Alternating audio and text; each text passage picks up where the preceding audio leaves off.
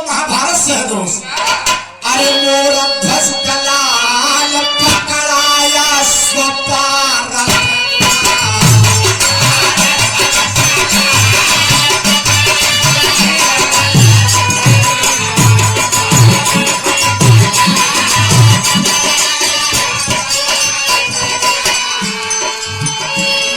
सुनने वाले मेरे दोस्त पांचों पांडव धर्मराज युधिष्ठिर सुमेध यज्ञ किए और सुमेध यज्ञ में एक घोड़ा छुड़ाया जाता है नगर से और घोड़े कले पत्रिका लिख के टांग देंगे कि घोड़ा जो पकड़ी होगा अर्जुन से युद्ध करेंगे। बाबू इतना प्रकरण दिए पांडव और घोड़ा छुड़वाए देंगे नगर से। अमोर ध्वज कलाल पकड़ाया स्वपार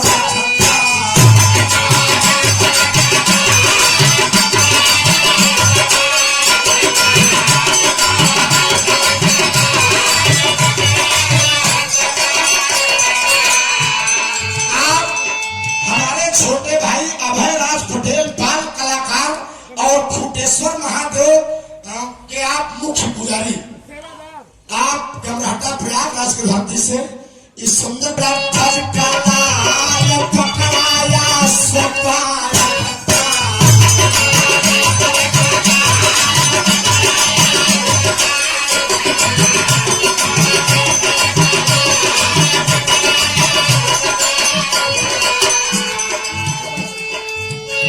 एक समय में धर्मराज ने यज्ञ किया बड़ा भारी। अरे जो कोई पकड़े यज्ञ का घोड़ा अरे युद्ध करे ललकारी चला पर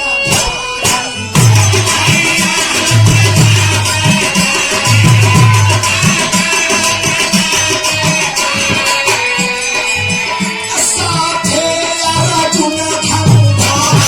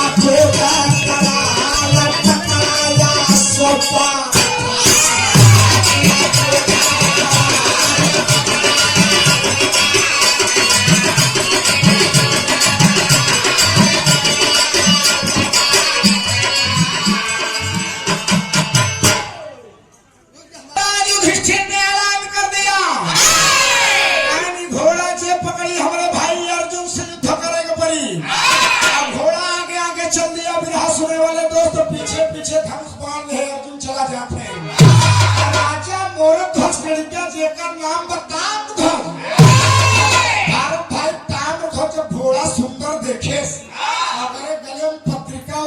लड़किया रहे करे लपक दौड़ घोड़ा पकड़ ले। जब लपक घोड़ा पकड़ ले तो अर्जुन कहने अरे घोड़े के गले में चुनौती टांगी गई है, घोड़ा पकड़ी होगा अर्जुन से युद्ध करेगा पड़ी काम धन नाम लड़किया कहा कौन बड़ी बात है। घोड़ा पकड़ ली तो पकड़ ली, अरे तुहार माई दूध पिया बट हमारो माई दूध पिया घोड़ा छोड़ब न लड़ाई हुई तो होता है मरसाबो। अरे पकड़ के घोड़ा तब अर्जुन से कहा लगा फटकार, अरे थक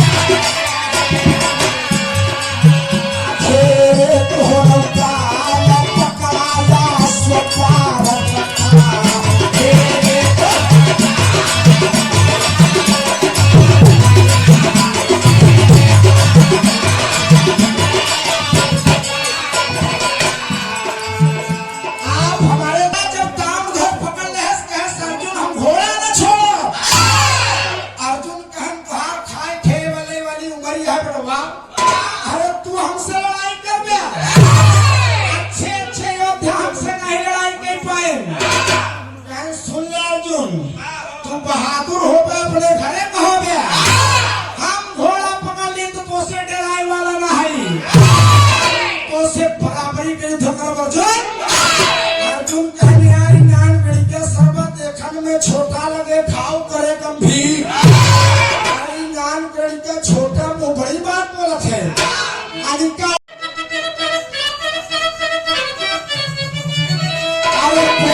अर्जुन सम्मुख मेरे ठिकान कोई वीर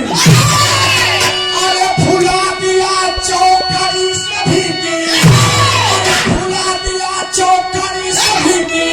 अरे चला चला के तीर धीर धारा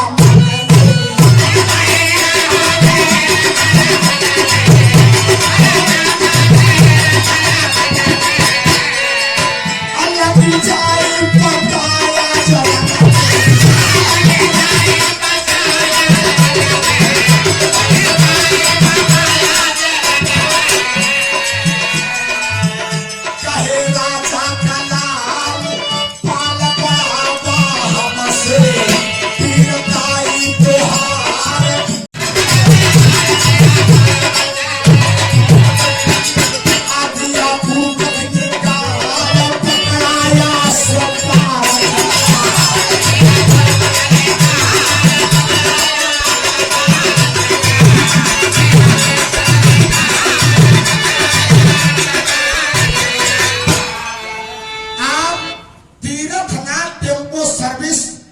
जरा यूपी हरियाणा राजस्थान अर्जुन कहे कि ये लगे ताम्रध्वज मेरे धनुष की टंकार से कर्ण जैसे योद्धा का मैंने बच कर दिए तू कौन खेते का मूड़ी है ज्ञान करेगी क्या बेटा तू जा खा कमाई हमारे चक्कर में ना पड़ा हम लोगों ने सुमेध हित किया है ताम्रध्वज का है हम जाने तू कितना बड़ा बहादुर है तू है अर्जुन है ना दुर्योधन ने 12 वर्ष का वनवास और 1 वर्ष का अज्ञातवास दे दिया था अब तुहार वीरताई नहीं पता चली आज घोड़ा पकड़ ले कहा था तू देखे लड़ी क्या हमसे लड़ाई क्या कर बे अरे अर्जुन अगर तुहार माए दूध पिया ताम्रध्वज से कम अर्जुन कहना बिना लड़ाई करे काम मनाई वाला बाबू अर्जुन गांडीव धनुष उठाए नहीं और बाण चढ़ाए नहीं ताम्रध्वज नान कड़िया नान के धनुष नान के बाण चढ़ाए के बाबूजी लड़ाई की तैयारी के दस आखिरी प्रमाण में कहना है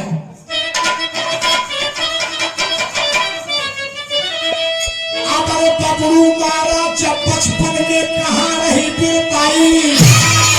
अरे सुभद्रा कहर चोरी से कैला अरे सुभद्रा कहर चोरी से कैला अरे मुँह में काली खिलागाई सुना है